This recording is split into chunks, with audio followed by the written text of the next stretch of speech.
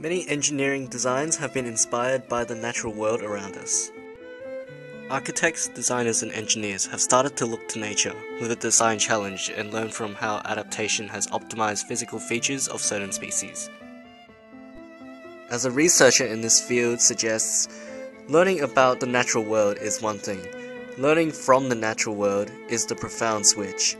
The answers to the questions were everywhere. They just needed to change the lenses in which they saw the world.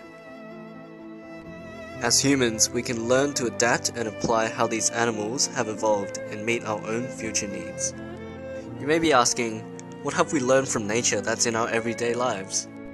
The answer is this. In planes, such as the Airbus A380, the world's biggest passenger airline. Bending of the air around the wing makes the air go faster on the top than bottom. This generates lift since there is higher pressure below the wing pushing upwards.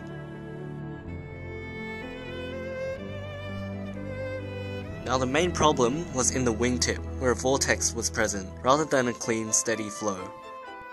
This was the result of a pressure gradient at the wingtip.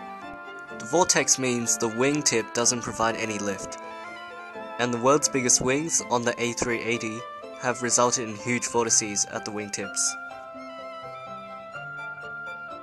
There is a need to find a trade-off between wingspan, effective flight dynamics, and size regulations. Normally, the wings would have to be made even longer to compensate, but the solution comes from analyzing an eagle's wings. What the eagle does is manipulate the feathers at the wingtips, creating what's called a winglet for maximum lift and getting rid of wingtip vortices. Applying this to the A380, the winglet also has the effect of getting rid of the vortex which previously occurred.